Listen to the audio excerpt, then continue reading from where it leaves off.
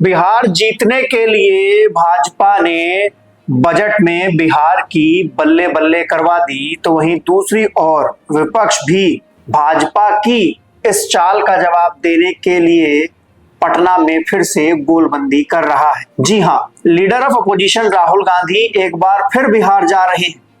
क्या राहुल गांधी इस बार कोई प्लान लेकर बिहार जा रहे हैं कि किस तरीके से बिहार को फतेह किया जाए? नमस्कार, मेरा नाम है गौरव पाल, आप देख रहे हैं भारत लोक। Leader of opposition Rahul Gandhi एक महीने के भीतर दूसरी बार बिहार जाएंगे। अभी हाल ही में 18 जनवरी को वो बिहार गए थे और उसके बाद अब 5 फरवरी को उनका फिर से बिहार का दौरा लगा हुआ है। कारण एक है बिहार विधानसभा चुनाव।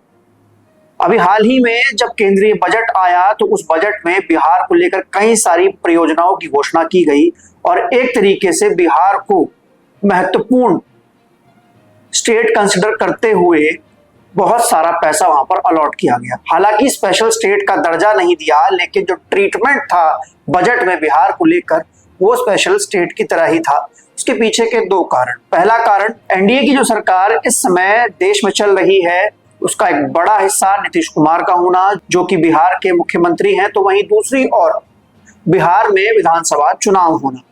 अब ऐसे में विपक्ष भी चिंतित है कि बीजेपी बिहार को लेकर बजट एलोकेट कर रही है और जब पैसा एलोकेट होगा, बजट एलोकेट होगा, तो कहीं ना कहीं इसका असर भी चुनाव पर पड़ेगा। तो ऐसे में विपक्ष भी अपनी पूरी तैयारी करने में जुटा हुआ है।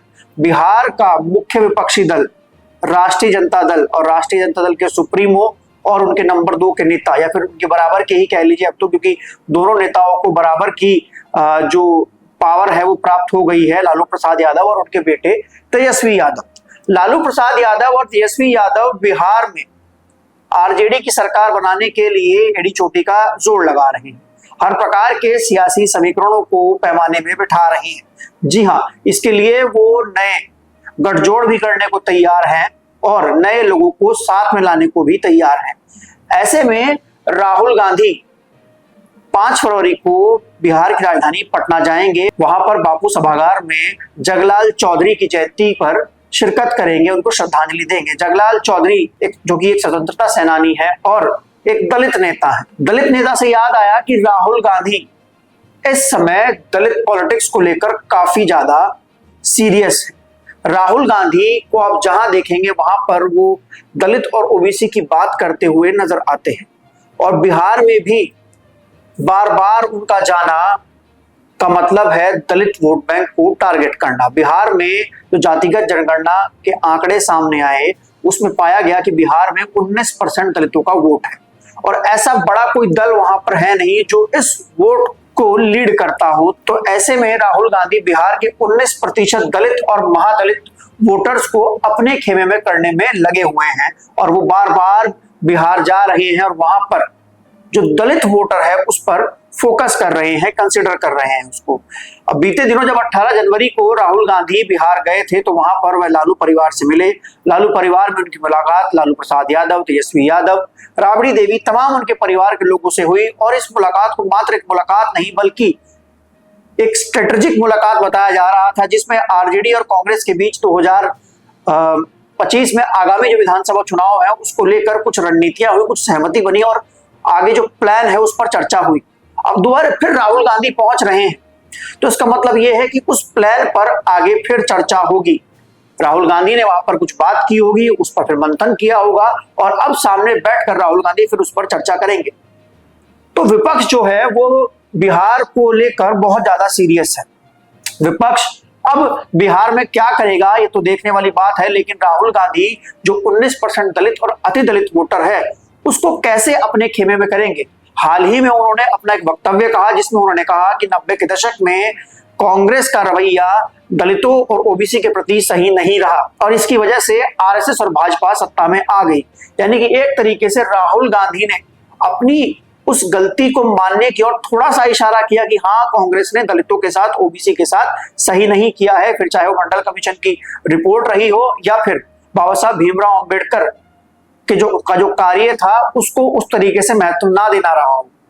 लेकिन अब राहुल गांधी पूरी तरीके से उसी दलित वोटर पर फोकस कर रहे हैं और बिहार में कहीं ना कहीं उस दलित वोटर में अपनी पैठ बनाना चाहते हैं, जिसके लिए वह आरजेडी के साथ और तमाम ऐसे दलों के साथ गठबंधन भी करने को तैयार है। अब देखना यह है कि भाजपा राहुल गांधी के इस मूव को किस तरीके से काउंटर करेगी। सबसे बड़ा सवाल यह है कि बीजेपी राहुल गांधी के इस मोड को, मतलब इस चाल को किस तरीके से काउंटर करेगी, क्योंकि हाल ही में जो बयान अमित शाह ने दिया था बाबा साहब भीमराव अंबेडकर को लेकर, बीजेपी उसी से अभी तक उभर नहीं पाई है, उसी का डैमेज कंट्रोल अभी तक कर नहीं पाई है। तो ये बड़ी समस्या है बीजेपी के लिए कि जो 19% दलित वोटर है, महादलित वोटर है, उसको कैसे अपने साथ लाएं। उधर दूसरी ओर जो कुछ दल हैं जो उस दलित वोटर को और महादलित वोटर को लीड करते हैं, जैसे कि जीतन राम मांझी हुए या फिर पशुपतिनाथ पारस हुए, तमाम लोग हुए, वो इस समय बीजेपी से नाराज हैं। तो बीजेपी के लिए ये भी बड़ी समस्या है। खबर तो ये है कि पशुपतिनाथ जो है वो तो जा सकते हैं आरजेडी के साथ, तो वहीं दूसरी ओर जो जीतन राम मांझी हैं, हम जिनकी पार्टी है हिंदुस्तान आवाम मोर्चा, वो भी कहीं ना कहीं बीजेपी से नाराज नजर आ रहे हैं, जिसका बड़ा कारण है दिल्ली में उनकी पार्टी को गठबंधन में चुनाव लड़ने के लिए सीट ना देना, नीतीश कुमार और चिराग पासवान को सीट दे देना। हालांकि चिराग पासवान को लेकर भी अभी कुछ चीजें स्पष्ट नहीं कहा जा सकता, क्योंकि चिराग पासवान वैसे तो इस समय एनडीए गठबंधन में है, लेकिन चिराग पासवान कहीं ना कहीं बिहार में नीतीश कुमार के साथ असहज महसूस करते हैं, खासकर विधानसभा चुनाव में। पिछली बार के विधानसभा चुनाव का नतीजा उठाकर देखा जाए, जेडीयू को जो नुकसान हुआ उसके पीछे बड़ा कारण चिराग पासवान थे। तो ऐसे में चिराग पासवान को किस तरीके से बीजेपी इस बार विधानसभा चुनाव में मैनेज करती है, डील करती है, अपने आप में बड़ी चीज है। तो वहीं अगर तेजस्वी यादव चिराग पासवान को कोई बड़ा ऑफर दे देते हैं, तो फिर क्या चिराग पासवान तेजस्वी यादव के साथ जाएंगे, ये भी एक बड़ा सवाल बना हुआ है। लेकिन बात वही है कि राहुल गांधी इस देश में जो 85% बहुजनों को मिलाकर एक खांचा खींचने में लगे हुए हैं, क्या वो इसमें कामयाब होंगे? क्योंकि जब वो 85% बहुजनों की बात करते हैं, दलितों, पिछड़ों, शोषितों, वंचितों के अधिकारों की बात करते हैं, तो उनका अतीत उनके सामने आकर खड़ा हो जाता है और मुबायम उनसे सवाल पूछता है कि आपकी सरकारों ने शोषितों, वंचितों, दलितों, पिछड़ों के लिए क्या किया। अब ये राहुल गांधी के लिए एक बड़ी चुनौती है कि इस सवाल से वो कैसे पार पाएंगे और कैसे उस बिहार के 20% दलित और अति दलित वोटर को अपने साथ लाएंगे। आपको कैसी लगी ये खबर और इसको लेकर आपकी क्या राय है, आप लोग कमेंट सेक्शन में दर्ज करा सकते हैं। तब तक के लिए चलते हैं, फिर मिलेंगे दूसरे वीडियो में। धन्यवाद, नमस्कार।